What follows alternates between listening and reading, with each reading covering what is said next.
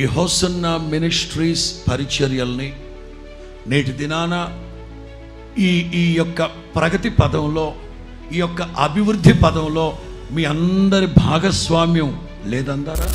ఈ hosanna ministries పరిచర్యలు ఇంత విస్తారంగా దేవుడు దీవించడానికి కారణం ఏంటంటారు?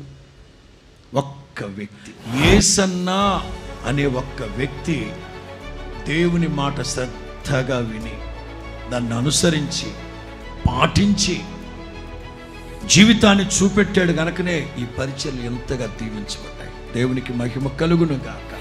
ఇదిగో తలుపు నీ ఎదుట తీసి ఉన్నాను, దాన్ని ఎవ్వడు వేయనేరడు. ఆ వాగ్దానమే హోసన్నా మినిస్ట్రీస్కి సింహద్వారం.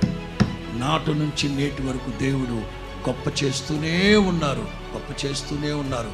సేవకులందరమైన మా ప్రయాస, అలాగే మీ అందరి సంకల్పం ఏంటంటే, నా ప్రభు రాకడ వరకు ఈ మినిస్ట్రీ గొప్ప చేయబడుతూ, ఘనపరచబడుతూ, దేవుని మహిమార్థమై దేశంలో, ప్రపంచంలో దేవుడు గొప్ప చేసి ఆశీర్వదించును గాక.